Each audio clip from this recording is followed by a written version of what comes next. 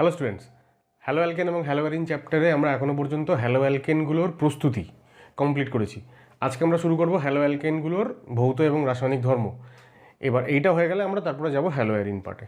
তো হ্যালো অ্যালকেনের প্রথমেই ভৌত ধর্ম বা ফিজিক্যাল প্রপার্টি, এর মধ্যে সবথেকে বেশি যেটা ইম্পর্টেন্ট, যেটা পড়তে হয় আমাদের, সেটা হচ্ছে বয়েলিং পয়েন্ট বা স্ফুটনাঙ্ক। এবার বয়েলিং পয়েন্টের মধ্যে 1 নম্বর পয়েন্টে বয়েলিং পয়েন্ট লিখেছি, দু রকমভাবে আমরা দেখে এক্সপ্লেন করছি। প্রথমটা হচ্ছে when number of carbon atom is different, দুটো আলাদা হ্যালো অ্যালকেন যাদের মধ্যে আমরা কম্পেয়ার করব বয়েলিং পয়েন্টের, সেখানে কার্বন পরমাণুর সংখ্যা আলাদা হচ্ছে, ডিফারেন্ট হচ্ছে।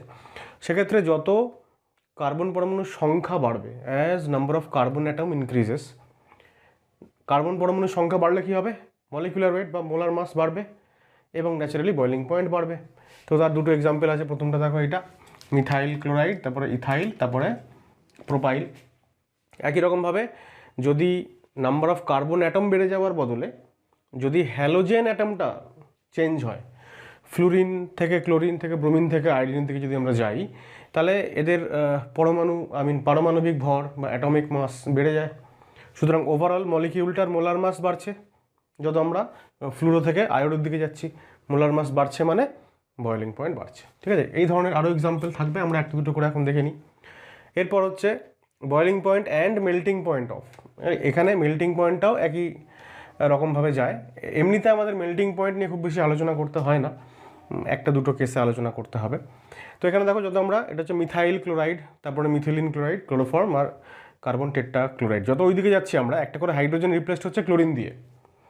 তো হাইড্রোজেন হচ্ছে 1, ক্লোরিন হচ্ছে 35.5, সুতরাং অত ইউনিট করে মোলার মাস বেড়ে যাচ্ছে এক একটা ক্লোরিন যত বাড়ছে। তো ন্যাচারালি মোলার মাস বাড়ছে মানে যত এখান থেকে ওইদিকে যাব তত বয়েলিং পয়েন্ট বাড়বে। এবার এখানে ক্লোরিনের জায়গায় ব্রোমিনও হতে পারে, আয়োডিনও হতে পারে, তো একই তখন সিকোয়েন্সটা হবে।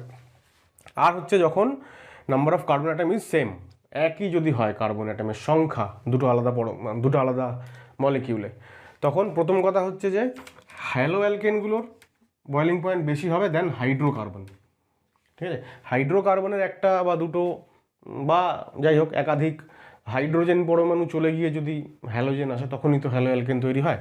তো এখানে একটা এক্সাম্পল দিয়ে দেখো, এটা হচ্ছে 2-ক্লোরোবিউটেন, আর এটা হচ্ছে শুধু বিউটেন একটা। তো বিউটেনের 2 নম্বর কার্বনের একটা হাইড্রোজেন চলে গিয়ে তার বদলে ক্লোরিন এসছে, তো এটা হয়ে গেলো হ্যালো অ্যালকেন। তো হ্যালো অ্যালকেনের বলছে বয়েলিং পয়েন্ট বেশি, অবভিয়াসলি বেশি হবে, যে কারণে এখানে বেশি হয়েছে। একটা হাইড্রোজেন হচ্ছে 1 আর ক্লোরিন 35.5, তো অত ইউনিট যদি বেড়ে যায় মোলার মাস, তাহলে ন্যাচারালি বয়েলিং পয়েন্ট বাড়বে।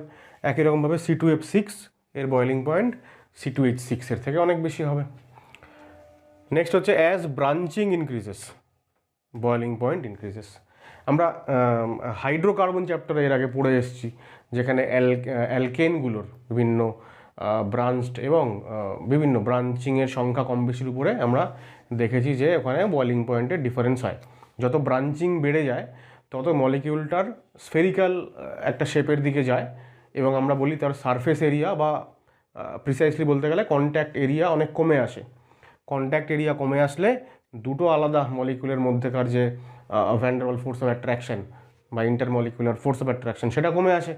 তো সেটা কমে গেলে ন্যাচারালি বয়েলিং পয়েন্ট কমে আসবে। তাহলে যত ব্রাঞ্চিং বাড়বে তত স্ফেরিক্যাল শেপের দিকে যাবে মলিকিউল, স্ফেরিক্যাল শেপের দিকে গেলে কন্ট্যাক্ট এরিয়া কমে আসবে, ন্যাচারালি বয়েলিং পয়েন্ট কমে আসবে। তা আমরা দেখছি এখানে 1 2 3 4 মানে 1 ক্লোরোবিউটেন, এখানে হচ্ছে 1 2 3 মানে 1 1 2 3 4 মানে 2 ক্লোরোবিউটেন, একটা ব্রাঞ্চিং হয়ে গেছে এখানে। ঠিক আছে, আর এখানে দেখতে পাচ্ছি দুটো ব্রাঞ্চিং হয়ে গেছে।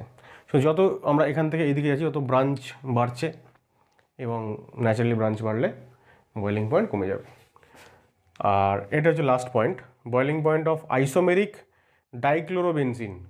এই যে ডাইক্লোরোবেনজিন মানে বেনজিনের দুটো হাইড্রোজেন চলে গিয়ে দুটো ক্লোরিন এসছে, তো এটা প্যারা ডাইক্লোরোবেনজিন, এটা অর্থ এবং পাশেরটা মেটা। তো বলছে বয়েলিং পয়েন্ট হচ্ছে সবার মোটামুটি একই রকম থাকে, কিন্তু মেল্টিং পয়েন্ট প্যারা আইসোমারের ক্ষেত্রে এই দুজনের থেকে অনেক বেশি হয়। বেশি হওয়ার কারণ হচ্ছে একটা সিমেট্রিক্যাল স্ট্রাকচার আছে।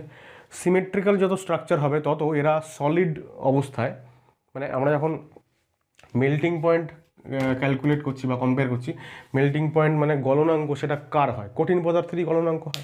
তাহলে যখন আমরা মেল্টিং পয়েন্ট কম্পেয়ার করছি তখন আমরা এদের কঠিন অবস্থার কথা ভাবছি। তো ওই সলিড স্টেটে যেহেতু এটা সিমেট্রিক্যাল স্ট্রাকচার, তাহলে এর কি হয়, এই সিমেট্রির জন্য আর কি এদের ক্রিস্টাল যে ল্যাটিস তৈরি হয় সেখানে এদের প্যাকিংটা অনেক বেশি ভালো করে হয়, ফলে প্যাকিং ফ্র্যাকশন বাড়ে, এবং যত প্যাকিং ফ্র্যাকশন বাড়ে বা প্যাকিং এফিসিয়েন্সি যত বাড়ে তত তত সেটা স্ট্রং হবে আর কি, তত কী বলবো, মজবুত হবে। তা আমরা সেই অনুযায়ী আমরা এটাও পাবো, তার পরবর্তী ফলস্বরূপ যে তার মেল্টিং পয়েন্টটাও তত বেড়ে যাবে।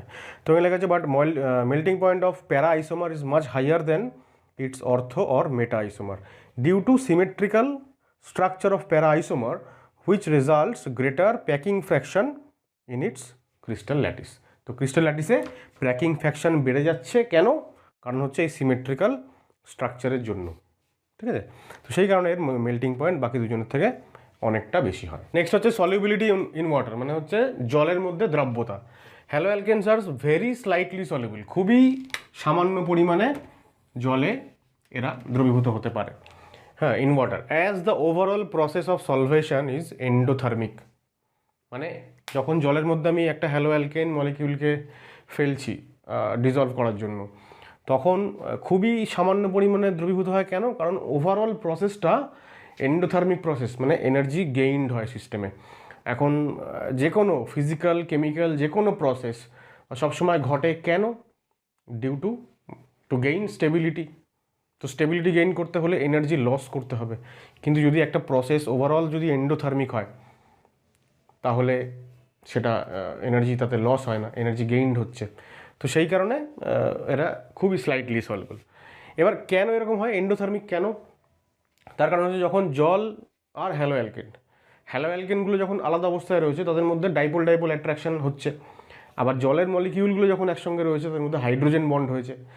তো প্রথম অবস্থায় যখন আমি জলের মধ্যে মেশালাম হ্যালো অ্যালকেনকে, তাহলে হ্যালো অ্যালকেন মলিকিউলগুলোর মধ্যেকার যে ডাইপোল অ্যাট্রাকশন সেইটা ভাঙতে হবে, আর জলের মলিকিউলগুলোর মধ্যে যে হাইড্রোজেন বন্ড সেইটা ভাঙতে হবে। এবার হাইড্রোজেন বন্ড হচ্ছে অনেক স্ট্রং একটা বন্ড, তাহলে breaking the attraction between H2 molecule, সেটা হচ্ছে এইচ বন্ডিং, খুবই স্ট্রং একটা বন্ড, সেটা ভাঙতে হচ্ছে, মানে প্রচুর এনার্জি দরকার তার জন্য। তো সিস্টেম অনেক এনার্জি গেইন করছে। একই রকমভাবে যখন এই dipole attraction between hello alkane molecules এইটা যখন ভাঙতে হচ্ছে তখনও কিছু পরিমাণ এনার্জি সিস্টেম গেইন করছে। তাহলে এই দুটো প্রসেসের জন্য সিস্টেম অনেক বেশি এনার্জি গেইন করছে। আর যখন নতুন বন্ড বলবো না, নতুন অ্যাট্রাকশন যখন তৈরি হচ্ছে জলের মধ্যে, যখন হ্যালো অ্যালকেনকে মিশে, তাহলে হ্যালো অ্যালকেনের সঙ্গে জলের অ্যাট্রাকশন তৈরি হবে, যেটা কিনা dipole attraction most of the cases. কারণ হ্যালো অ্যালকেনগুলো জেনারেলি জলের মধ্যে হাইড্রোজেন বন্ড তৈরি করতে পারে না। তাহলে ডাইপোল অ্যাট্রাকশন একটা অনেক উইক বন্ড তৈরি হচ্ছে, বা একটা অনেক উইক অ্যাট্রাকশন তৈরি হচ্ছে, তার বিনিময়ে একটা উইক অ্যাট্রাকশন এবং একটা স্ট্রঙ্গার অ্যাট্রাকশনকে ভাঙতে হচ্ছে। তাহলে ওভারঅল সিস্টেম যতটা এনার্জি গেইন করছে অতটা এনার্জি এই এক্সোথার্মিক প্রসেসে লস হচ্ছে না। মানে দুটো যোগ করলে ফাইনালি যেটা দাঁড়াবে যে ওভারঅল প্রসেসটা হয়ে যাবে এন্ডোথার্মিক। সেই কারণে হ্যালো অ্যালকেনসগুলো জলে খুব বেশি সলিউবল হয় না, খুবই সামান্য পরিমাণে। অথচ হ্যালো অ্যালকেনগুলো কিন্তু অর্গ্যানিক সলভেন্টে ভালোই সলিউবল হয়, কারণ অর্গ্যানিক সলভেন্টগুলোতে দেখা যায় যে এনার্জির ওই যে যোগ বিয়োগটা সেটা অলমোস্ট ইকুয়াল হয় আর কি। ডেনসিটিটা দুটো বিষয়ের উপর ডিপেন্ড করে, একটা হচ্ছে নাম্বার অফ কার্বন অ্যাটম, একটা হচ্ছে atomic mass of halogen atom. Atomic mass of halogen atom মানে হচ্ছে যে যদি আমরা হ্যালোজেন অ্যাটম চেঞ্জ করে ফ্লুরিনের বদলে ক্লোরিন আনলাম, বা তার বদলে ব্রোমিন, বা তার বদলে আয়োডিন আনলাম, তাহলে অ্যাটমিক মাস বাড়বে। তো ন্যাচারালি তখন তাতে করে ওভারঅল কী হবে, মোলার মাস বাড়বে মলিকিউলের, এবং ডেনসিটি বাড়বে। কার্বনের সংখ্যা বাড়লেও তাই, যত কার্বনের সংখ্যাও বাড়বে মোলার মাস বাড়বে এবং ডেনসিটি বাড়বে। তাহলে একটা হচ্ছে এটা দেখো, এখানে ক্লোরিনের সংখ্যাটা বাড়ছে, মানে কার্বনের সংখ্যা কিন্তু ফিক্সড আছে এখানে। তো কার্বনের সংখ্যা বাড়লেও হ্যালোজেন বাড়বে, যখন আমরা ক্লোরিনের সংখ্যা বাড়াচ্ছি তাহলেও মোলার মাস বাড়বে ফাইনালি, ফলে ডেনসিটি বাড়বে। এবং যখন আমরা চেঞ্জ করছি হ্যালোজেন অ্যাটমটাকে, ক্লোরিন থেকে ব্রোমিন থেকে আয়োডিনে যাচ্ছি, তত হ্যালোজেন অ্যাটমগুলোর অ্যাটমিক মাস বাড়ছে, ওভারঅল মোলার মাস বাড়ছে, এবং ওভারঅল মলিকিউলার ডেনসিটি বাড়ছে। এই ছিল আমাদের ফিজিক্যাল প্রপার্টি। এরপরে আমরা পড়ব হচ্ছে কেমিক্যাল প্রপার্টি অফ হ্যালো অ্যালকেনস, এবার শুরুতে বলে রাখি যে হ্যালো অ্যালকেনের কেমিক্যাল প্রপার্টির মধ্যে আমাদের 3 ধরনের রিয়াকশন পড়তে হয়। একটা হচ্ছে সাবস্টিটিউশন রিয়াকশন বা মানে SN1 এবং SN2 বেসিক্যালি, আর একটা হচ্ছে elimination reaction E1 E2 E1CB। তো এই সবগুলোই আমরা কিন্তু আগে পড়ে এসেছি রিয়াকশন মেকানিজম পার্টে। এখানে আমরা আরেকবার সেটাকে রিভাইজ করব। আর থার্ড একটা রিয়াকশন হয়, সেটা হচ্ছে হ্যালো অ্যালকেনগুলোর রিয়াকশন উইথ মেটালস, ওটা আমরা সবার শেষে পড়বো। আজকে আমরা সাবস্টিটিউশন রিয়াকশনটা শুরু করছি। তাহলে নিউক্লিওফিলিক সাবস্টিটিউশন রিয়াকশনস মানে SN1 and SN2 of hello অ্যালকেনস অর্থাৎ অ্যালকিল হ্যালাইডস। আমরা কি করছি, যেহেতু আগে আমরা এটা একবার পড়ে দেখেছি, আমরা এখানে প্রথমে SN2 এবং SN1 এর একটা কম্প্যারেটিভ আলোচনা করব। ইন্ডিভিজুয়ালি আলাদা করে SN1 রিয়াকশন বা আলাদা করে SN2 রিয়াকশন ইন ডিটেল আর পড়াচ্ছি না। যদি তোমাদের সেইটা পড়তে হয় তাহলে অবশ্যই রিয়াকশন মেকানিজম যে প্লেলিস্ট আছে সেইখানে তোমরা দেখে নাও, ডিসক্রিপশন বক্সে লিঙ্ক দেওয়া থাকছে। এখন এইটা করার পরে আমরা বেশ কিছু এখান থেকে প্রবলেম সলভিং টাইপের করবো আর কি। তো SN2 রিয়াকশানে প্রথমে আমরা বলছি যে সিঙ্গেল স্টেপ রিয়াকশান, আমরা জানি এটা সিঙ্গেল স্টেপ রিয়াকশান হয় in which nucleophile attacks the substrate from back side. নিউক্লিওফাইলটা ব্যাক সাইড মানে কি, সাবস্ট্রেটের যে দিকটাতে লিভিং গ্রুপ থাকে তার উল্টো দিক থেকে ব্যাক সাইড থেকে অ্যাটাক করে অ্যান্ড লিভিং গ্রুপ LG মানে living group departs, living group তার ডিপার্চার হয় বা তার প্রস্থান হয় এবং ফাইনালি প্রোডাক্ট তৈরি হয়। আর SN1টা 2 স্টেপ রিয়াকশন, দুটো স্টেপে ঘটে ইন হুইচ C+ মানে carbocation is formed in the first slow step. প্রথম স্টেপে কার্বোক্যাটায়ন তৈরি হয় এবং প্রথম স্টেপে লিভিং গ্রুপ বেরিয়ে গিয়ে কার্বোক্যাটায়ন তৈরি হয়। তো লিভিং গ্রুপ বেরিয়ে যাচ্ছে মানে কার্বন আর লিভিং গ্রুপের মধ্যেকার বন্ড ব্রেক হচ্ছে। শুধুমাত্রই যেহেতু বন্ড ব্রেকিং, তাই জন্য প্রসেসটা এন্ডোথার্মিক, ন্যাচারালি স্লো প্রসেস, তাই জন্য ফার্স্ট স্টেপটা স্লো হয় এবং এই কারণে এটা RDS বা রেট ডিটারমাইনিং স্টেপ। এরপর বলছে নিউক্লিওফাইল অ্যাটাক্স কার্বোক্যাটায়ন, যেটা কিনা প্রথম স্টেপে তৈরি হলো, সেই কার্বোক্যাটায়নকে নিউক্লিওফাইল অ্যাটাক করে in the second first step. Second স্টেপটা তুলনামূলক এটা স্লো এবং এটা তুলনামূলক অনেকটা ফাস্ট, যেহেতু এখানে বন্ড ফর্মেশন হচ্ছে এক্সোথার্মিক। রিয়াকশন কাইনেটিক্স হচ্ছে rate equal to rate constant into substrate into nucleophile, মানে সাবস্ট্রেটের কনসেন্ট্রেশন এবং নিউক্লিওফাইল উভয়ের কনসেন্ট্রেশনের উপরে রিয়াকশন রেট ডিপেন্ড করে। আর এখানে যেহেতু রেট ডিটারমাইনিং স্টেপ অর্থাৎ ফার্স্ট স্টেপে শুধুমাত্রই সাবস্ট্রেট অংশগ্রহণ করে, তাই রিয়াকশানের রেট কেবলমাত্র সাবস্ট্রেটের কনসেন্ট্রেশনের উপরে ডিপেন্ড করে। অর্থাৎ অর্ডার বা মলিকুলারিটি এখানে 2, এখানে 1, সেই কারণেই এটা SN2 বা SN1। এরপর হচ্ছে as no carbocation is formed, এখানে যেহেতু কোনো কার্বোক্যাটায়ন তৈরি হয় না, single step reaction, rearrangement never occurs in SN2। Carbocation যদি কোথাও তৈরি না হয়, সিঙ্গেল স্টেপ রিয়াকশন যেখানে যেখানে হয়, কার্বোক্যাটায়ন তৈরি হওয়া আমি যদি বাদও দিই, আমি বলতে চাইছি যেখানে যেখানে সিঙ্গেল স্টেপ রিয়াকশন হয় সেখানে সেখানে কোথাও রিঅ্যারেঞ্জমেন্ট ঘটার সম্ভাবনা থাকে না। আর এখানে intermediate carbocation can be rearranged before being attacked by the nucleophile. কার্বোক্যাটায়নকে নিউক্লিওফাইল অ্যাটাক করে, কিন্তু নিউক্লিওফাইলের অ্যাটাক করার আগেই যে কার্বোক্যাটায়ন তৈরি হলো ইনিশিয়ালি, সে রিঅ্যারেঞ্জমেন্ট যদি সেখানে ঘটে, মানে রিঅ্যারেঞ্জমেন্ট ঘটে যদি আরও বেশি স্টেবল কার্বোক্যাটায়ন তৈরি হওয়ার কোনো সম্ভাবনা থাকে, তাহলে সেটা সবার আগে হয়, অর্থাৎ রিঅ্যারেঞ্জমেন্ট অবশ্যই ঘটে। ইনভার্জন অফ কনফিগারেশন অকার্স, SN2তে ইনভার্জন অফ কনফিগারেশন হয় if the carbon atom attach to the leaving group. Leaving গ্রুপের সঙ্গে যে কার্বন অ্যাটমটা সরাসরি যুক্ত, অর্থাৎ যেখানে নিউক্লিওফাইল এসে অ্যাটাক করছে, সেই কার্বনটা যদি কাইরাল হয় তাহলে ইনভার্জন অফ কনফিগারেশন ঘটে। আর এখানে তো কার্বোক্যাটায়ন তৈরি হচ্ছে, কার্বোক্যাটায়নটা প্ল্যানার, কারণ sp2 হাইব্রিডাইজড। sp2 যদি হয় তাহলে sp2 মানে 3টে বন্ড থাকছে, আর ফোর্থ মানে কার্বনের একটা ফোর্থ p অরবিটাল সেটা ভেকেন্ট থাকছে। তো বলছে nucleophile can attack at both the lobes of empty p orbital of C+। কার্বোক্যাটায়নের যে একটা p অরবিটাল ভ্যাকেন্ট, তার দুটো লোব থেকেই মানে দুদিক থেকেই নিউক্লিওফাইল অ্যাটাক করতে পারে। ফলে এখানে inversion as well as retention of configuration দুটোই একসঙ্গে ঘটতে পারে। সে কারণে আমরা বলি যে racemization may occur if the carbon atom of C+, অর্থাৎ কার্বোক্যাটায়নের যে কার্বন অ্যাটমটা যেটাতে হচ্ছে নিউক্লিওফাইল অ্যাটাক করছে, সেই কার্বন অ্যাটমটার সঙ্গে যুক্ত 3টে গ্রুপ যদি ডিফারেন্ট হয় তখন, ঠিক আছে। কার্বোক্যাটায়ন মানে তার সঙ্গে তিনটে বন্ড থাকবে, 3টে গ্রুপ থাকবে। তো সেই 3টে গ্রুপ যদি পরস্পর আলাদা হয়, যেখানে যে কার্বনটাতে নিউক্লিওফাইল সেকেন্ড স্টেপে এসে অ্যাটাক করছে, সেক্ষেত্রে আমরা বলবো যে রেসিমাইজেশন মানে retention as well as inversion. এখানে একটা কথা আমি লিখে রেখেছি যে খুব ইম্পর্টেন্ট এটা, যে inversion of configuration does not mean dextro substrate gives laevo product, আর substrate gives S product and vice versa. মানে হচ্ছে ইনভার্সন কনফিগারেশন মানে আমাদের একটা ভুল ধারণা থাকে যে যদি সাবস্ট্রেটটা আর হয় তাহলে প্রোডাক্ট যে তৈরি সেটা এস হয়ে যাবে, বা সাবস্ট্রেট যদি এস হয় প্রোডাক্ট হয়ে যাবে আর।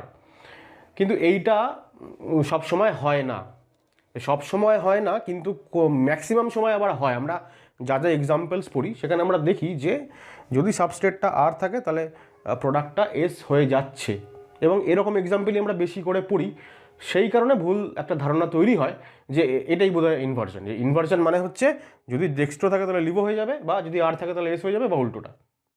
কিন্তু বাস্তবে আর এস এগুলো হচ্ছে একটা নাম খালি, ঠিক আছে, ডেজিগনেশন অফ কনফিগারেশন। এগুলো কিন্তু মানে অ্যাবসলিউট কনফিগারেশন নয়। আমি একটা এক্সাম্পল পরে দেবো, আমি আগেও রিঅ্যাকশন মেকানিজম চ্যাপ্টারে এটা বুঝিয়েছিলাম এক্সাম্পল দিয়ে। এখন এখানে আরেকটা কথা বলা যায়, সেটা হচ্ছে দেখো সাবস্ট্রেট এবং প্রোডাক্ট দুটো আলাদাই তো কম্পাউন্ড, দুটো কম্পাউন্ডের মধ্যে তো মানে এরা তো পরস্পরের আইসোমার না।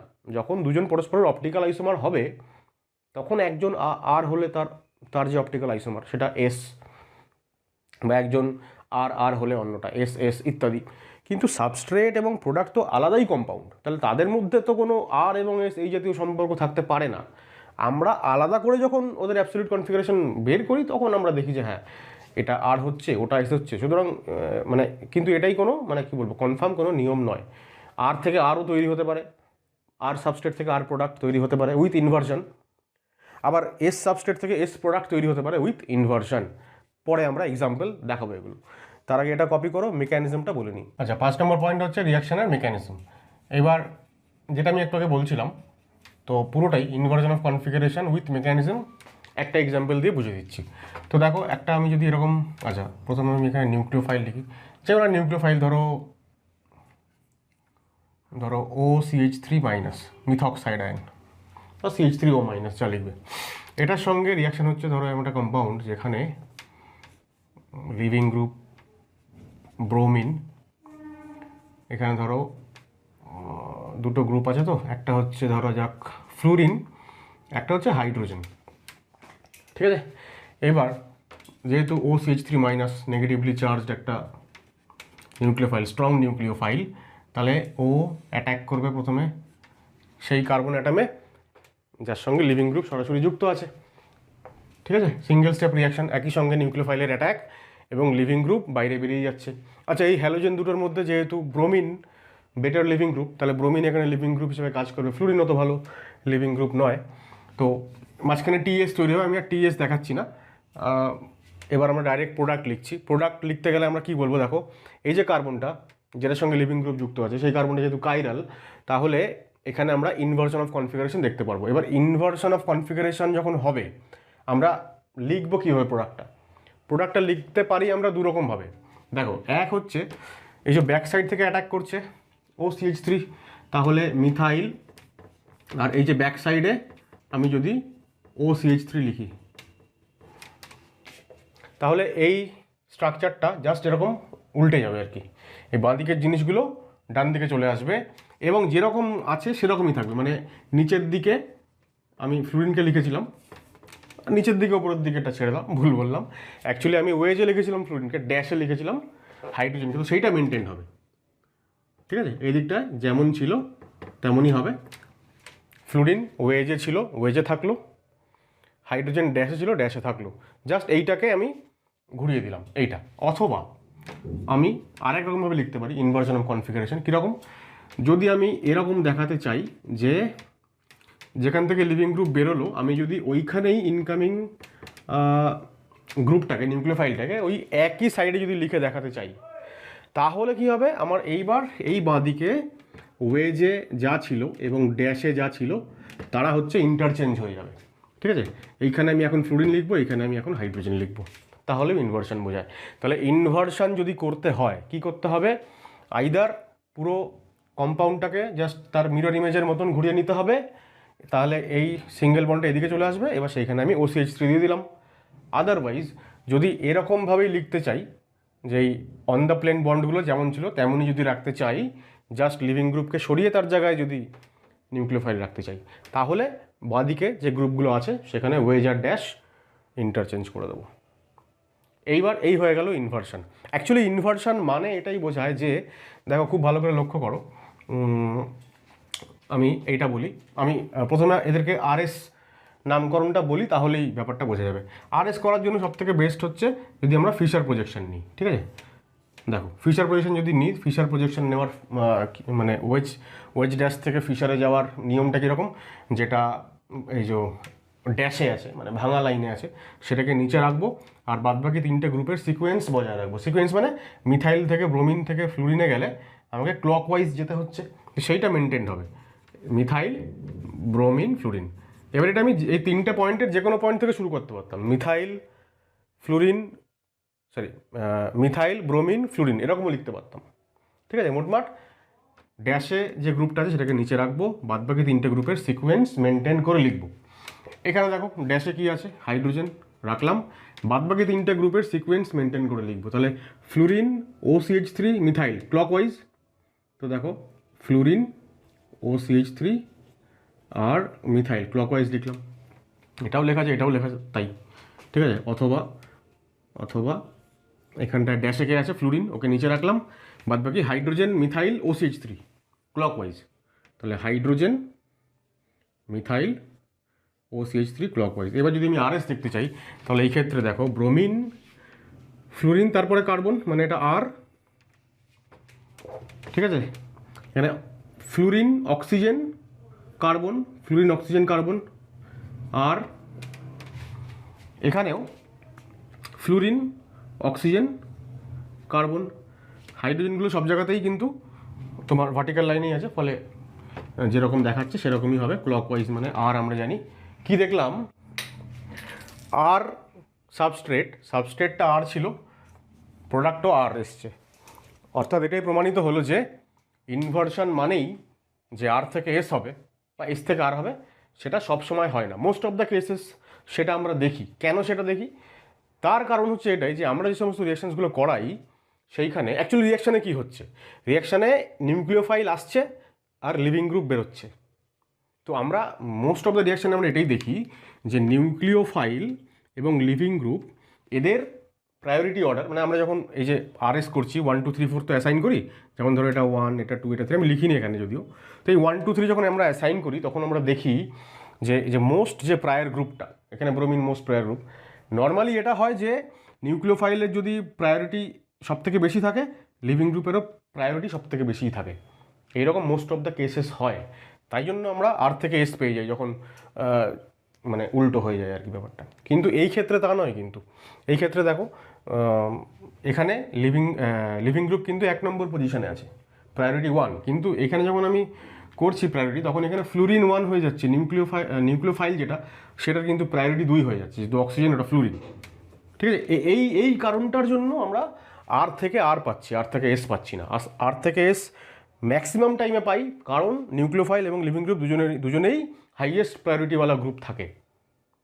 সুতরাং আর থেকে যে এস হবে এইটা কোনো ম্যান্ডেটরি নিয়ম নয় ইনভার্সনের। ইনভার্সন মানে হচ্ছে বেসিক্যালি এটাই। দেখো এইবার আমি ইনভার্সন মানে আসলে কি সেটা এক লাইনে বলে দিই।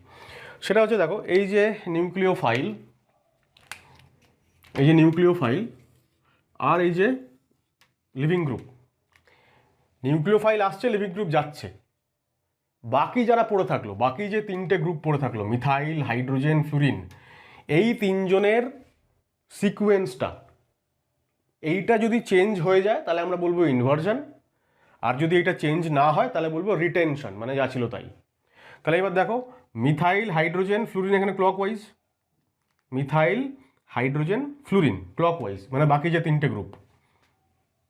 এখানে চলে আসো, মিথাইল থেকে হাইড্রোজেন থেকে ফ্লুরিন অ্যান্টি ক্লকওয়াইজ, ঠিক আছে? তাহলে এই সিকোয়েন্সটা পাল্টে গেল, এই পাল্টে যাওয়াটা মানেই হচ্ছে ইনভার্সন, ঠিক আছে? যদি আমরা রিটেনশন দেখি তখন আমরা দেখব যে লিভিং গ্রুপ এবং নিউক্লিওফাইল এই দুজন ছাড়া কার্বনের সঙ্গে যে তিনটে গ্রুপস আছে তাদের ওই যদি আমরা ক্লকওয়াইজ বা অ্যান্টি ক্লকওয়াইজ যাই, ওইটা আমরা দেখব যে প্রোডাক্টে এবং সাবস্ট্রেটে সেম থাকবে যখন রিটেনশন হবে।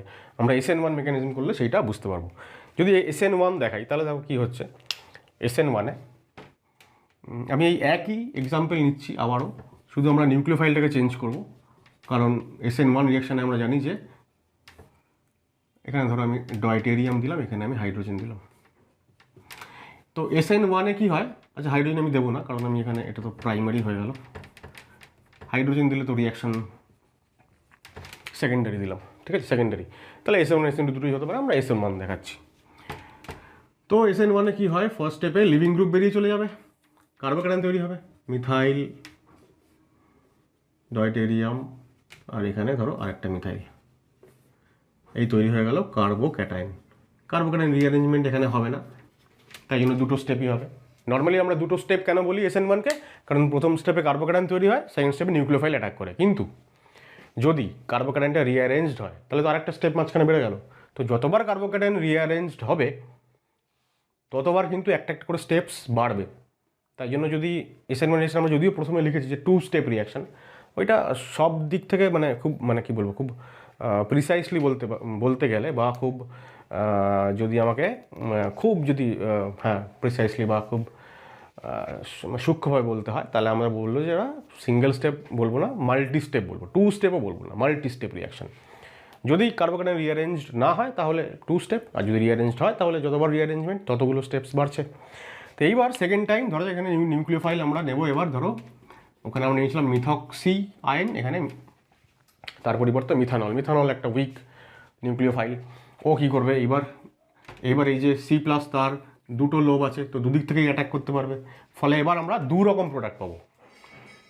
2 রকম প্রোডাক্ট মানে একবার আমরা দেখবো যে 2 রকম প্রোডাক্ট মানে হচ্ছে এটা, যে একবার আমরা দেখবো যে মিথাইল, আর এখানে যা আছে সরি এখানে তো মিথাইল আচ্ছা এখানে মিথাইল নিয়েছি আমি, বোঝাতে একটু মুশকিল হবে, আমি এটা আলাদা করে দিই, এটাকে ইথাইল করে দিই।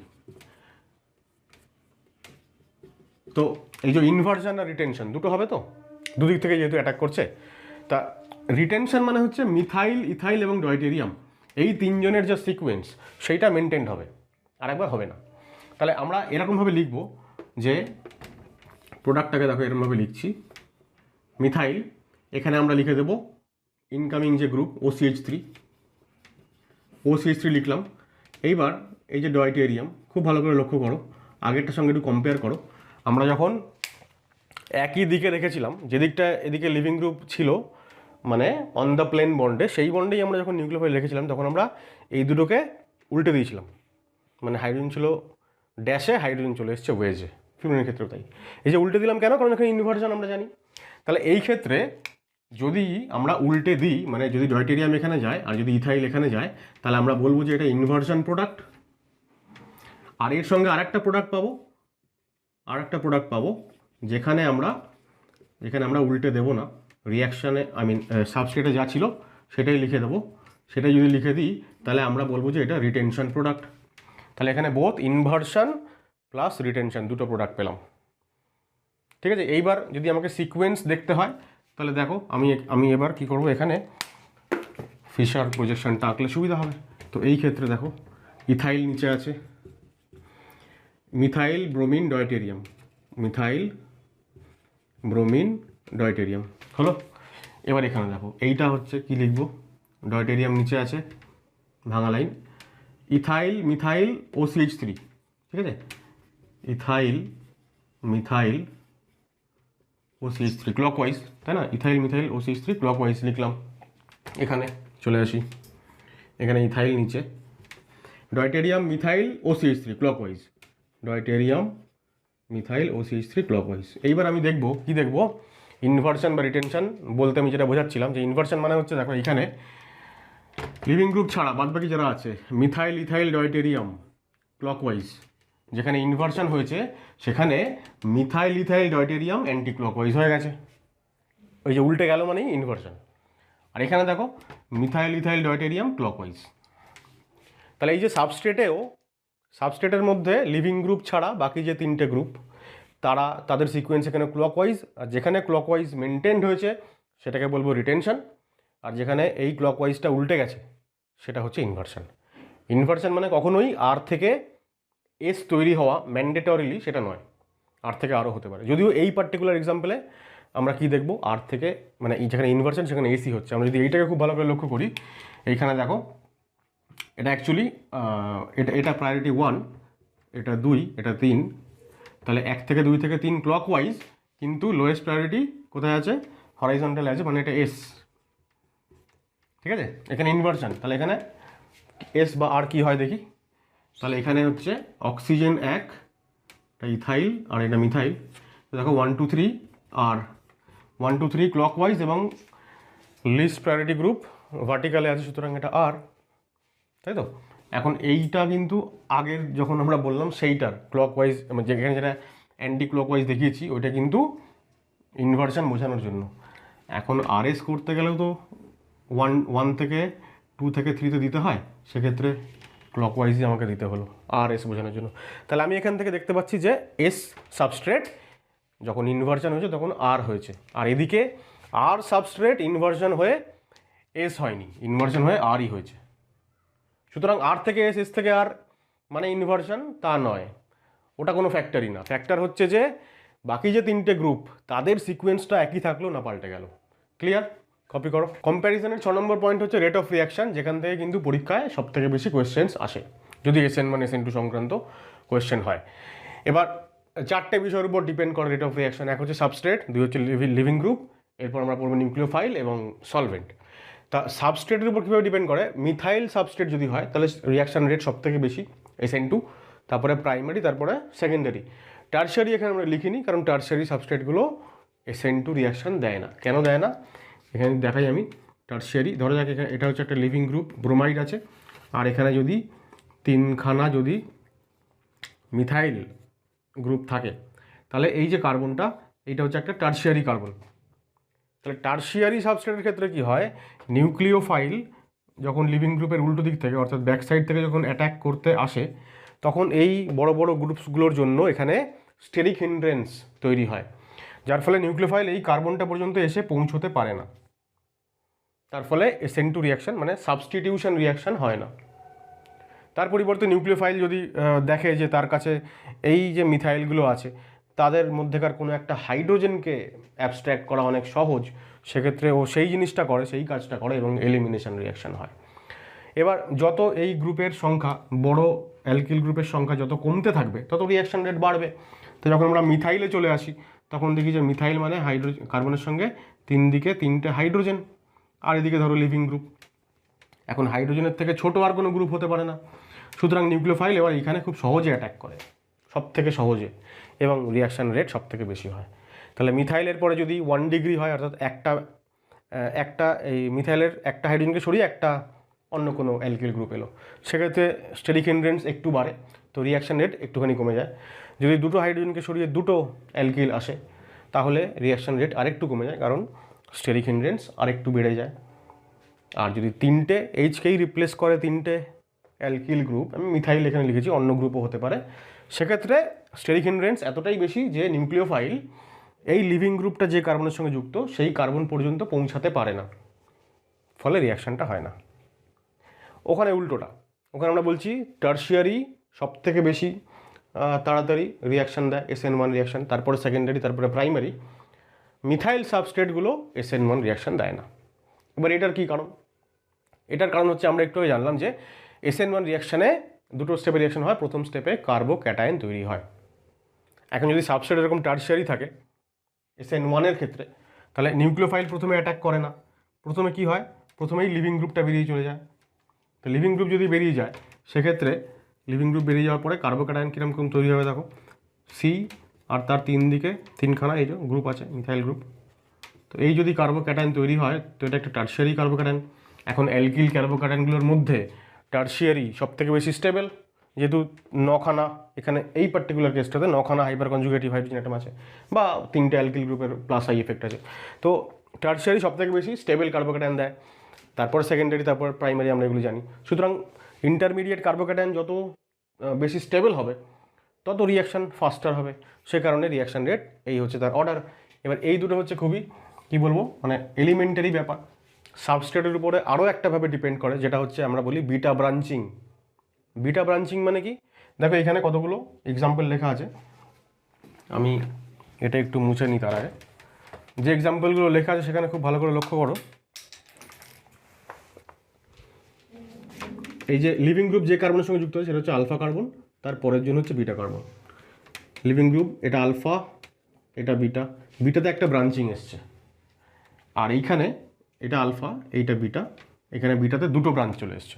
তো বলছে যে বিটাতে ব্রাঞ্চ যত বাড়ছে তত রেট অফ SN2 কমে যাচ্ছে। আমরা দেখতেই পাচ্ছি যে যত বিটাতে নাম্বার অফ গ্রুপস বাড়ছে, এবার নিউক্লিওফাইল তো ব্যাক সাইড থেকে আসবে না, যেদিকে লিভিং গ্রুপ আছে তার উল্টো দিক থেকে আসবে, তো ব্যাক সাইড থেকে এসে ও অ্যাকচুয়ালি অ্যাটাক করবে কোথায়, এই কার্বনটাতে, এবং এখান থেকে লিভিং গ্রুপ বেরোবে। কিন্তু এই যে এত বড় একটা গ্রুপ রয়েছে, যার ফলে নিউক্লিওফাইল এই পর্যন্ত এসে পৌঁছাতে পারে না ডিউ টু স্টেরিক হিন্ড্রেন্স। আবারও এখানে আমি লিখে দেবো নো SN2, মানে এই পার্টিকুলার এটাকে আমরা নিওপেন্টাইল গ্রুপ বলি, নিশ্চয়ই জানো তোমরা, এটা অ্যাকচুয়ালি নিওপেন্টাইল ব্রোমাইড।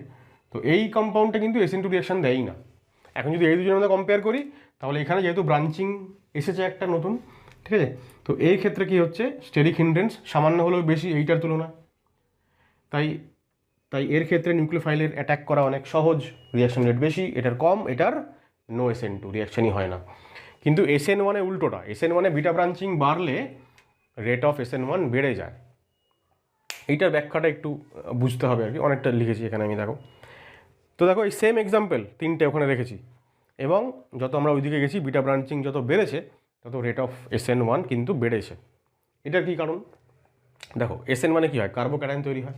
এইবার খুব ভালো করে লক্ষ্য করো, আমি এই দুটোকে দিয়ে বোঝাচ্ছি আর কি।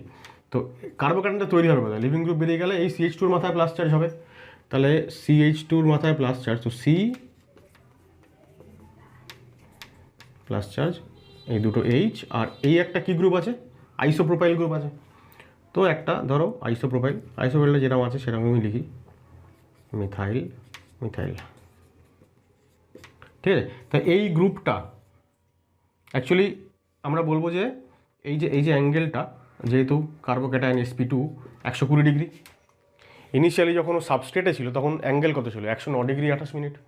তাহলে ও sp3 থেকে যখন sp2তে আসছে, অ্যাঙ্গেল মানে 109 থেকে 120 হচ্ছে, মানে অ্যাঙ্গেলটা বাড়ছে, ঠিক আছে।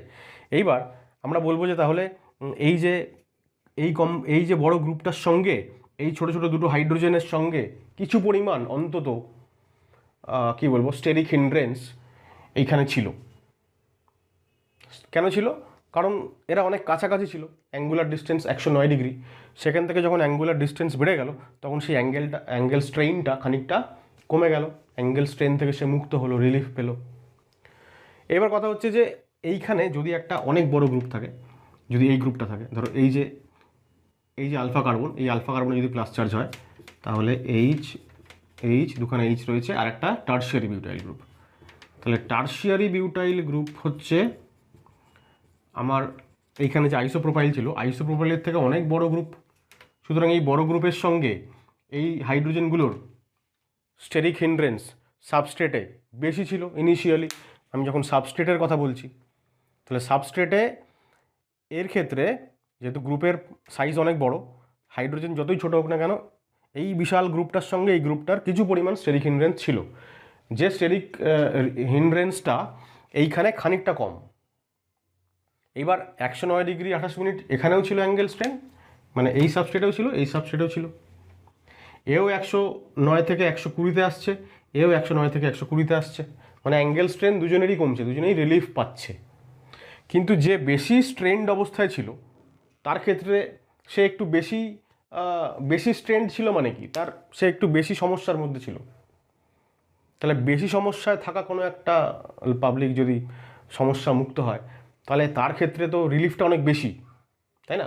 ধরা যাক আমি একটা ছোটো এক্সাম্পল দিয়ে বলি, কী বলবো, ধরা যাক তোমার কাছে 100 টাকা আছে। এখন তুমি এমন একটা জিনিস কিনতে চাইছো যেটার দাম 800 টাকা, তা তোমার মাথা খুব চিন্তা বোঝা তৈরি হয়ে যাবে, কী করে আমি 800 টাকা জোগাড় করবো। এই চিন্তার বোঝাটাকে তুমি স্টেরিক হিন্ড্রেন্সের সঙ্গে তুলনা করো, ঠিক আছে। এখানে একটা বিশাল গ্রুপ আছে যার সঙ্গে এদের স্টেরিক হিন্ড্রেন্স হচ্ছে, ফলে এই সমস্যা থেকে, এখানে না, অ্যাকচুয়ালি সাবস্ট্রেটে হচ্ছে, সেখান থেকেও মুক্ত হতে চাইছে। তো 800 টাকা জিনিসটার দাম তোমাকে কেউ একজন এসে 800 টাকা দিয়ে দিল,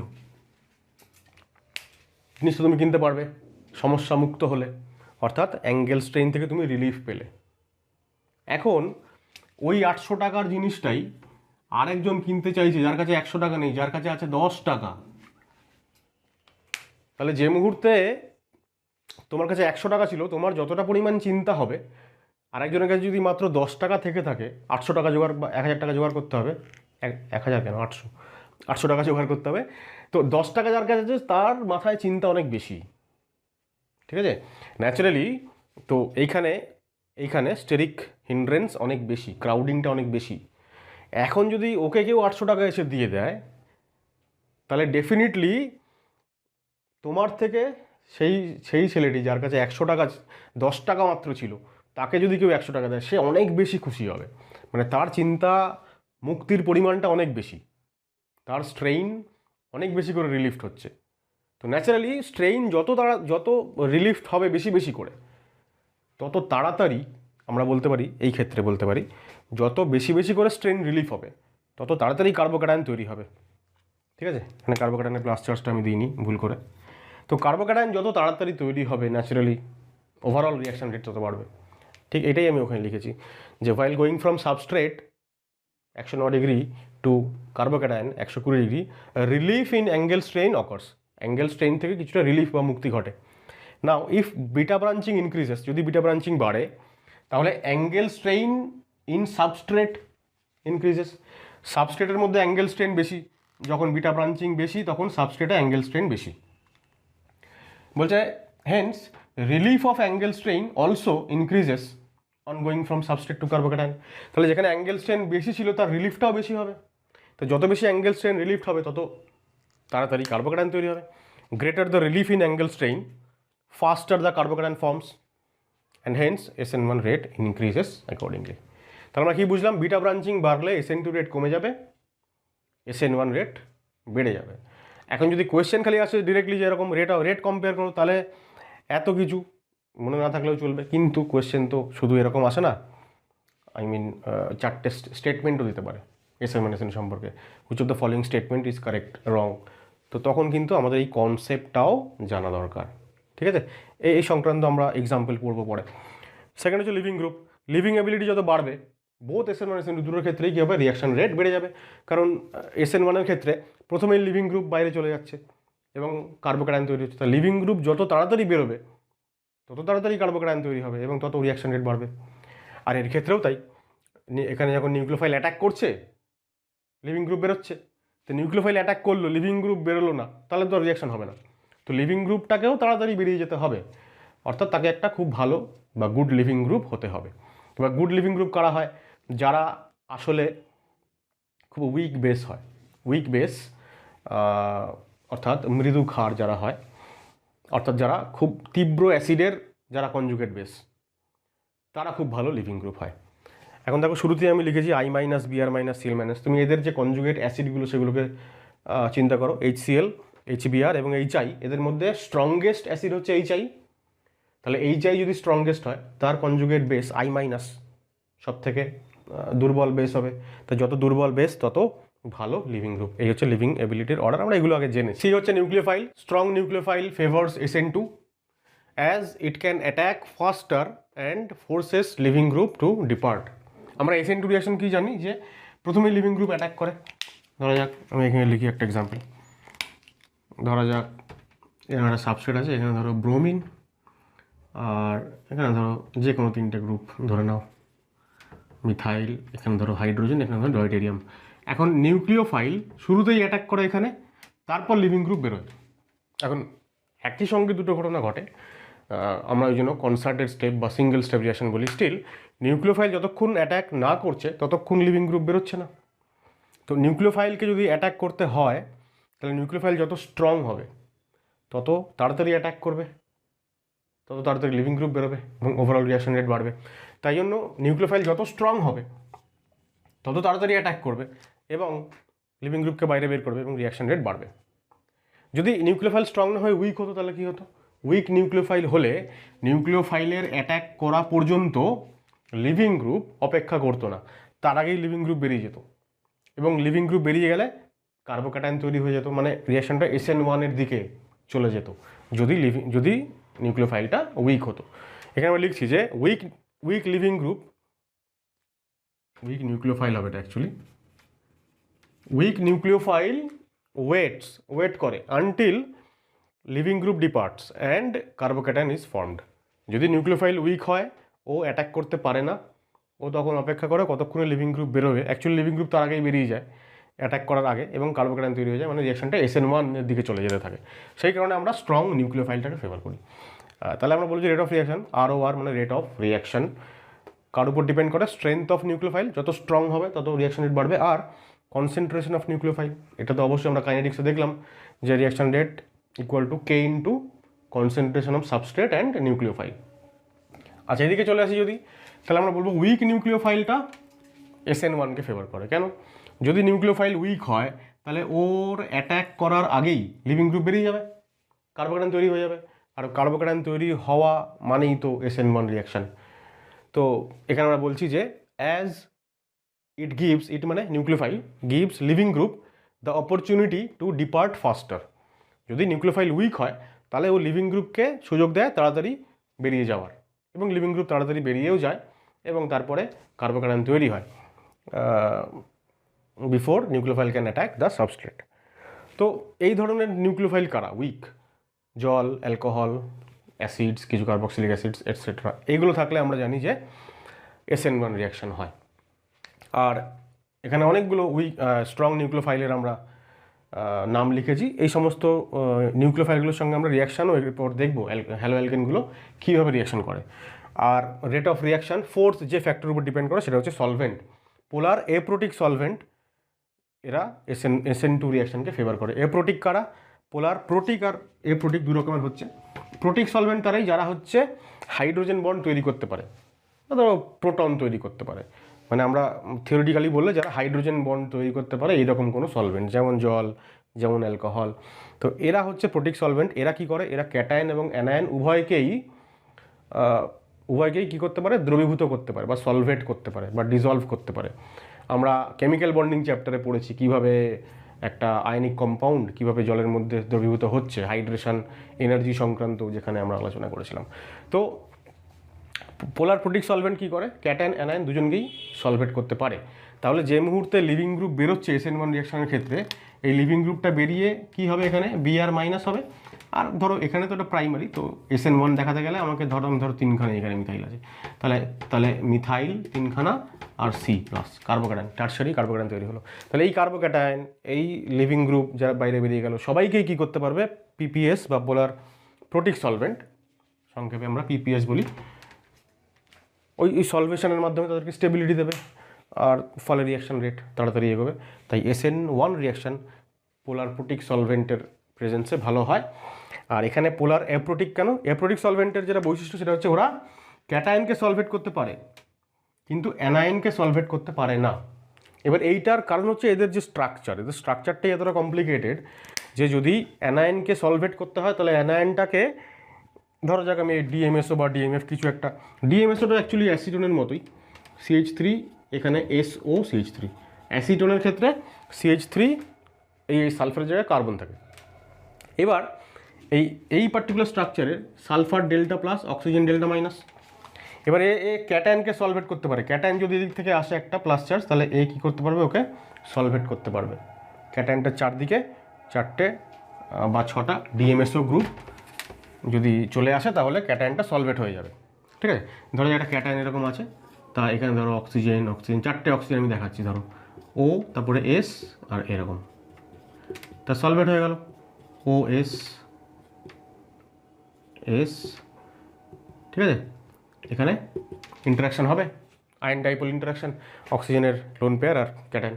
তো আয়ন ডাইপোল ইন্টারাকশানের মাধ্যমে সলভেট হয়ে গেল ক্যাটায়ন। কিন্তু অ্যানায়নকে যদি সলভেট হতে হয় তাহলে অ্যানায়নকে এই S এর কাছে আসতে হবে। এবার আমরা লিখছি এরকম, অ্যাকচুয়ালি তো স্ট্রাকচারটা এরকম হয় না, S আর এখানে O। এবারে এইখানে একটা অ্যানায়নকে আসতে হবে, শুধু একটা অ্যানায়নের কাছে একটা সালফারই খালি এরকম ডেল্টা প্লাস দিয়ে কি বলবো আয়ন ডাইপোল ইন্টারাকশানে যাবে, তা তো নয়। একে ঘিরে অনেকগুলো DMSOকে থাকতে হবে। এবার এই যে দুখানা মিথাইল আছে, আরও যতগুলো DMSO মলিকিউল এই অ্যানায়নটাকে ঘিরে এদিক থেকে আসতে থাকবে, ওদের এই মিথাইল গ্রুপসগুলো, বা যদি DMF হয় আরও একটু কমপ্লিকেটেড স্ট্রাকচার, তো সেই সমস্ত আশেপাশে যে গ্রুপসগুলো থাকবে তারা ডিউ টু স্টেরিক হিন্ড্রেন্স কী হবে, এই পর্যন্ত অ্যাপ্রোচ করতে পারবে না। তো ন্যাচারালি কী হয়, অ্যানায়নগুলোকে সলভেট করতে পারে না পোলার অ্যাপ্রোটিক সলভেন্ট, ফলে অ্যানায়নগুলো ফ্রি থাকে। এবার এখানে যেহেতু আমরা স্ট্রং নিউক্লিওফাইল ব্যবহার করি, স্ট্রং নিউক্লিওফাইলগুলো বেসিক্যালি অ্যানায়নিক হয়। কিছু এখানে আমি দেখো কিছু এখানে নিউট্রালও লিখেছি, কিন্তু বেসিক্যালি ওরা অ্যানায়নিকই হয়। তো সেক্ষেত্রে কী হচ্ছে, যদি এদেরকে সলভেট করতে না পারে তারা এরা সলিউশনে ফ্রি থেকে যায়। আর যত ফ্রি থাকবে তত সলিউশনে নিউক্লিওফাইলের কনসেন্ট্রেশন বাড়বে, আর কনসেন্ট্রেশন বাড়লে রিয়াকশন রেট বাড়বে। তাই জন্য পোলার অ্যাপ্রোটিক সলভেন্ট কী হয়, SN2 রিয়াকশনকে ফেভার করে। আচ্ছা, এরপর দেখো কিছু ইম্পর্টেন্ট পয়েন্টস যেগুলো আমাদের মনে রাখতেই হবে হ্যালো অ্যালকেনগুলোর SN1 বা SN2 বিক্রিয়ার ক্ষেত্রে। প্রথম কথা হচ্ছে acetone as solvent gives SN2 reaction. Acetone একটা পোলার অ্যাপ্রোটিক সলভেন্ট, আমরা একটু আগে বললাম, তো এটা SN2 দেবে। কিন্তু অনেক সময় এরকম অ্যাকুয়াস অ্যাসিটোন লেখা থাকে, অ্যাকুয়াস অ্যাসিটোন মানে জলীয় অ্যাসিটোন, জল প্লাস অ্যাসিটোন। যখন এরকম থাকবে কোনো নিউক্লিওফাইল হিসেবে, এটা কিন্তু অ্যাকচুয়ালি এর মধ্যে অ্যাকুয়াস মানে জলটা হচ্ছে আসলে নিউক্লিওফাইল, ঠিক আছে। তো এই অ্যাকুয়াস অ্যাসিটোনের মধ্যে H2O হচ্ছে অ্যাকচুয়ালি নিউক্লিওফাইল, আর অ্যাসিটোন যেহেতু এটা একটা অর্গ্যানিক সলভেন্ট, এটা অ্যাকচুয়ালি ইউজ করা হয় কেন, অ্যালকিল হ্যালাইড সে তো আর জলের মধ্যে খুব বেশি দ্রবীভূত হবে না, আমরা আগের দিনই পড়ছিলাম সলিউবিলিটি। তো এই অ্যাসিটোন ব্যবহার করা হয় just to dissolve the haloalkanes, ঠিক আছে, টু ডিজলভ হ্যালো অ্যালকেন বা অ্যালকিল হ্যালাইড যা বলো। তো এক্ষেত্রে জল হচ্ছে নিউক্লিওফাইল, সুতরাং এটা একটা SN1 রিয়াকশন, খুব ইম্পর্টেন্ট। এটা বলছে ইন অ্যাকুয়াস AgNO3 জলীয় সিলভার নাইট্রেট, এক্ষেত্রেও জল নিউক্লিওফাইল হিসেবে কাজ করে, খুব ইম্পর্টেন্ট। যখনই কোনো একটা অ্যালকিল হ্যালাইড থাকবে, টারশিয়ারি ধরা যাক থাকলো বা সেকেন্ডারি, যদি অ্যাকুয়াস AgNO3 থাকে তাহলে কিন্তু জলটা নিউক্লিওফাইল হবে, অর্থাৎ অ্যালকোহল তৈরি হবে। বলছে if PPS itself acts as nucleophile, অনেক সময় এরকম দেখা যায় যে সলভেন্ট, পোলার প্রোটিক সলভেন্ট SN1 রিয়াকশনের জন্য যেটা ফেভারেবল, সেই সলভেন্ট নিজেই নিউক্লিওফাইল হিসেবে কাজ করে। আমরা সেই ধরনের রিয়াকশনকে বলি সলভোলিসিস রিয়াকশন। যেমন জল যদি নিউক্লিওফাইল হিসেবে কাজ করে আমরা বলি হাইড্রোলিসিস। এবার এই দুটো খুব ইম্পর্টেন্ট। দেখো ময়েস্ট Ag2O আর ড্রাই Ag2O। ময়েস্ট মানে আর্দ্র, মানে জল মিশে আছে এরকম, তাহলে ময়েস্ট Ag2O মানে Ag2Oর সঙ্গে জল মিশে আছে, জলের সঙ্গে রিয়াকশন করে সিলভার হাইড্রোক্সাইড তৈরি করবে, অর্থাৎ হাইড্রোক্সাইড থেকে আসা যে OH মাইনাস সেইটা হবে নিউক্লিওফাইল। যখনই কোথাও ময়েস্ট Ag2O লেখা আছে তার মানে OH মাইনাস ওখানে নিউক্লিওফাইল হিসেবে কাজ করছে, খুব ইম্পর্টেন্ট। আর যদি ড্রাই Ag2O হয় সেক্ষেত্রে OH মাইনাস হয় না, তখন Ag2O ইটসেলফ নিউক্লিওফাইল হিসেবে কাজ করে। এবং দু ক্ষেত্রেই আমরা দেখি যে সাবস্টিটিউশন নিউক্লিওফিলিক মানে নিউক্লিওফিলিক সাবস্টিটিউশন রিয়াকশন হয়। প্রথম ক্ষেত্রে ময়েস্ট Ag2O, তো যেহেতু আমরা বলছি যে OH মাইনাস নিউক্লিওফাইল, সুতরাং লিভিং গ্রুপ বেরিয়ে গিয়ে OH আসবে, অর্থাৎ অ্যালকোহল তৈরি হবে। আর ড্রাই Ag2Oর ক্ষেত্রে আমরা ইথার পাই, ঠিক আছে। এই রিয়াকশনের মেকানিজম আমি বলে দেবো পরের ক্লাসে, আজকে আর টাইম হবে না। কিন্তু অনেক সময় এরকম দেখা যায় ময়েস্ট Ag2O তার সঙ্গে ডেল্টা অর্থাৎ হিট দেওয়া আছে। এই রকম যদি কোনো রিয়েজেন্ট থাকে, এটা একমাত্র তখনই ব্যবহার করা হয় যখন এই ধরনের কোনো সাবস্ট্রেট থাকে, নাইট্রোজেন প্লাস চার্জওয়ালা, তার চারদিকে 4টে R গ্রুপ, যদি এরকম থাকে সেক্ষেত্রে আমরা হফম্যান এলিমিনেশন পাই। নিশ্চয়ই তোমরা পড়েছো রিয়াকশন মেকানিজম চ্যাপ্টারে, স্টিল আমরা এখানেও আরেকবার হফম্যান মানে এলিমিনেশন যখন পড়বো তখন এইটা নিয়ে আমরা আরেকটু ডিসকাস করব। এবার এইটা খুবই ইম্পর্ট্যান্ট একটা পয়েন্ট, আমাদের SN2 রিয়াকশনের রেট সংক্রান্ত এই কোয়েশ্চেনটা। ইনফ্যাক্ট এই লাস্ট 3টে পয়েন্টই, এই দুটো পয়েন্টকে একসঙ্গেই বলা যেতে পারে, আর এইটা একটা মানে খুবই ইম্পর্টেন্ট এগুলো। দেখো বলছে যে since the TS in SN2 reaction is negatively charged, TSটা এরকম দেখতে হয়, নিউক্লিওফাইল অ্যাটাক করেছে, লিভিং গ্রুপ বেরিয়ে যাচ্ছে, দুটোই বন্ড, একটা বন্ড তৈরি, একটা বন্ড এই বন্ডটা তৈরি হচ্ছে, এই বন্ডটা ভাঙছে, অর্থাৎ ট্রানজিশন একটা স্টেট। এই অবস্থায় দেখো ডেল্টা মাইনাস বা নেগেটিভলি চার্জড, সুতরাং এই R গ্রুপের সঙ্গে যদি কোনো ইলেকট্রন উইথড্রয়িং গ্রুপ থাকে, যে যদি ইলেকট্রন উইথড্রয়িং নিজের দিকে টেনে নেয়, তাহলে এই ডেল্টা নেগেটিভ চার্জেসগুলো নিউট্রালাইজড হবে, অর্থাৎ TSটা স্টেবিলাইজড হবে। TS যত স্টেবিলাইজড হবে তত রিয়াকশন তাড়াতাড়ি হবে। তাহলে তাই জন্য আমরা বলছি যে presence of electron withdrawing group stabilises the TS and ROR rate of reaction increase করছে। তাহলে এইখানে দেখো সবার লাস্টে আমরা লিখেছি এই যে মিথাইল প্রাইমারি আর সেকেন্ডারি, তাদের থেকেও বেশি রেটে SN2 দেয় কারা, এই পার্টিকুলার সাবস্ট্রেটগুলো, যেখানে কিন্তু ইলেকট্রন উইথড্রয়িং গ্রুপ আছে। ঠিক আছে। এখানে সিও গ্রুপ আছে, আর সিও, এটা একটা ইলেকট্রন উইথড্রয়িং গ্রুপ। এখানে অক্সিজেন আছে, অক্সিজেনের ইলেকট্রোনেগেটিভিটি বেশি, তাহলে ওটা ইলেকট্রন টেনে নেবে। তারপরে এখানে কার্বন আছে, sp2 কার্বন। তারপরে এখানেও sp2 কার্বন আছে, এখানে যদি sp2 কার্বনের সংখ্যা বেশি ফিনাইল গ্রুপে, সুতরাং এখানে ওভারঅল মাইনাস আই ইফেক্ট অনেক বেশি। তো এই হচ্ছে অর্ডার, এটা খুবই ইম্পর্টেন্ট। এখানে আর এর জায়গায় ধরো যদি মিথাইল দিয়ে দেয়, তাহলে একটা একটা করে এগুলো মানে কম্পাউন্ড হয়ে যাবে, এবং সেইগুলোর যদি SN2 যদি রেট কম্পেয়ার করতে বলে, একটা, দুটো, তিনটে, আর ওখান থেকে ধরো একটা দিল, চারটে, যে কার SN2 রেট বেশি। তো আমরা যেহেতু একদম সাবস্ট্রেটে পড়ে এসেছি যে মিথাইলের SN2 রেট সব থেকে বেশি, তাহলে আমরা সবার আগে মিথাইল আর প্রাইমারি দিয়ে দেবো, এইগুলোকে ভুলে যাব। তাই জন্য এটা খুব ইম্পর্টেন্ট যে এটা মিথাইল প্রাইমারিগুলোর থেকেও যদি কোনো electron withdrawing group minus I group উপস্থিত থাকে, সেক্ষেত্রে কিন্তু রিয়াকশান রেট বাড়বে।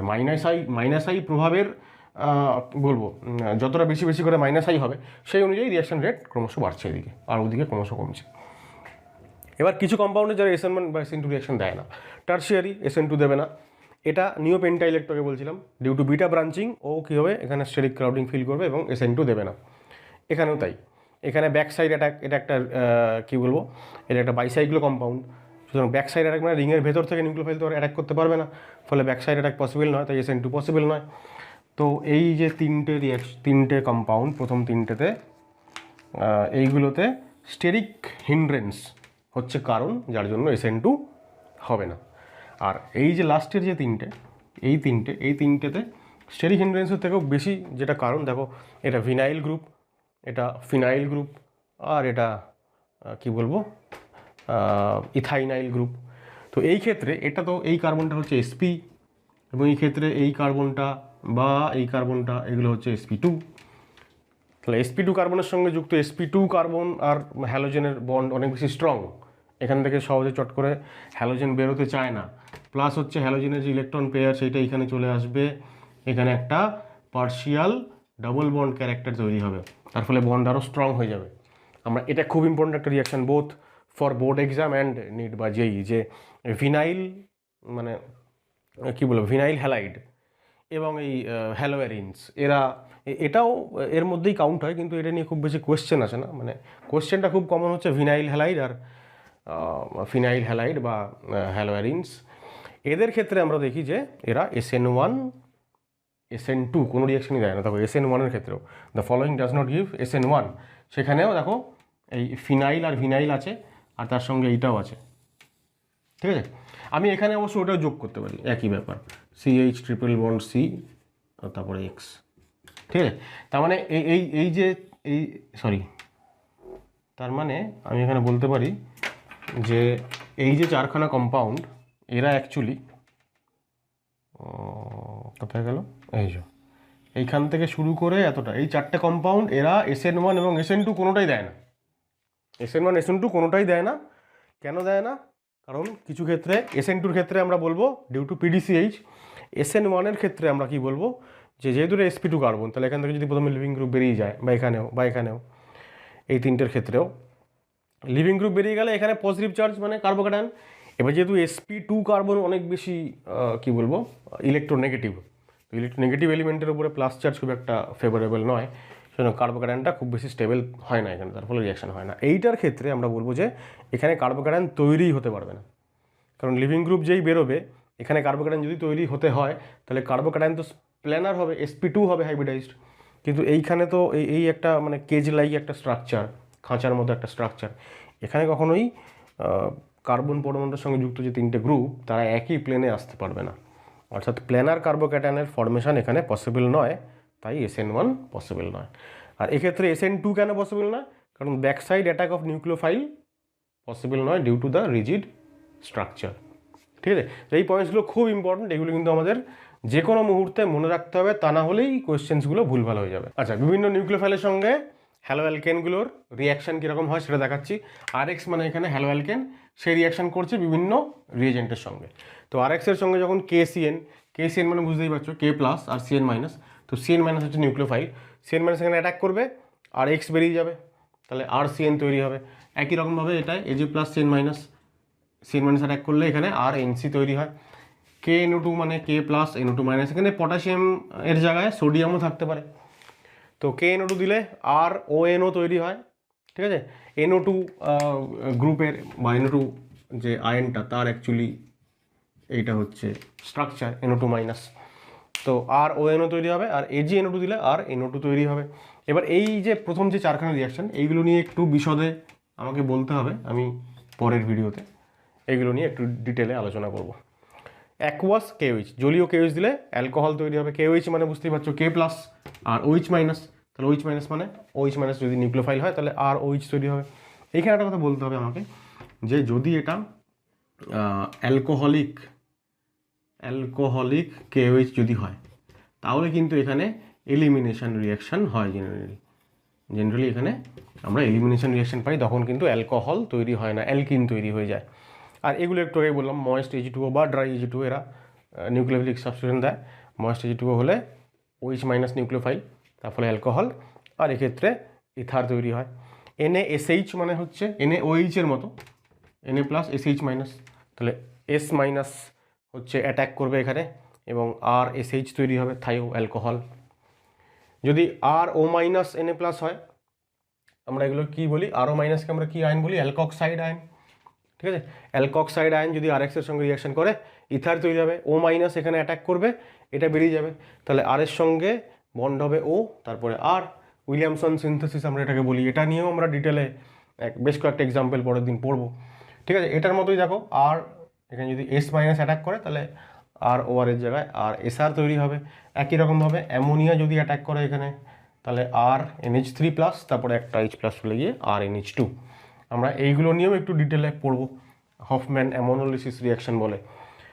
লিথিয়াম অ্যালুমিনিয়াম হাইড্রাইডের মধ্যে H মাইনাস হচ্ছে নিউক্লিওফাইল হিসেবে কাজ করে, তো H মাইনাস অ্যাটাক করলে X বেরিয়ে গেলে RH মানে অ্যালকেন তৈরি হয়ে গেল। এখানে PHO minus Na plus phenoxide ion, O minus যদি এখানে অ্যাটাক করে, এই R এ যদি অ্যাটাক করে X বেরিয়ে গেল, তাহলে ROPH, ঠিক আছে। একটা আমরা ফিনাইল ইথার পাবো, ফিনাইল অ্যালকাইল ইথার, ঠিক আছে। এই পার্টিকুলার অ্যানায়নটা তৈরি করতে থেকে এটা যে কোনো টার্মিনাল যদি কোনো অ্যালকাইন থাকে তার সঙ্গে সোডিয়াম বা NaNH2 এর সঙ্গে রিয়াকশন করলে এরকম নেগেটিভ চার্জ তৈরি হয় C এর মাথায়। আমরা এই রিয়াকশন পড়েছিলাম অ্যালকাইন হাইড্রোকার্বনের মধ্যে। তো এই C মাইনাস যদি অ্যাটাক করে X বেরিয়ে গেল, তাহলে RC triple bond CR dash, নতুন একটা মানে বেশি কার্বন পরমাণুযুক্ত একটা অ্যালকাইন তৈরি করার জন্য আমরা এটা ব্যবহার করতাম। আর COO মাইনাস Ag প্লাস মানে কার্বক্সিলিক অ্যাসিডের সিলভার সল্ট। তো এই কার্বক্সিলেট আয়নটা হচ্ছে নিউক্লিওফাইল, O মাইনাস এখানে যদি এখানে R এ অ্যাটাক করে X বেরিয়ে গেল, তাহলে R এর সঙ্গে বন্ড হবে কার O, তাহলে ROCOR ড্যাশ, তাই তো, ROCOR ড্যাশ, অর্থাৎ এটা একটা এস্টার তৈরি হয়ে গেল। তাহলে বিভিন্ন নিউক্লিওফাইলের সঙ্গে হ্যালো অ্যালকেনের রিয়াকশানে বিভিন্ন ধরনের প্রোডাক্ট তৈরি হতে পারে। আমরা এই আজকে হচ্ছে SN1 এবং SN2 একটা কম্প্যারেটিভ একটা সামগ্রিক আলোচনা করলাম। এবার SN1 এবং SN2 আলাদা করে কিছু রিয়াকশানস প্রবলেম সলভিং টাইপের, সেইটা আমরা পরবর্তী ভিডিওতে আলোচনা করব। আশা করা যায় আজকের ভিডিওটা আমি তোমাদেরকে বোঝাতে পেরেছি। যদি ভিডিওটা ভালো লাগে অবশ্যই একটা লাইক করে দাও, শেয়ার করো বন্ধুদের সাথে, আর খুব তাড়াতাড়ি পরের ভিডিওতে আসছি। ততক্ষণের জন্য টাটা।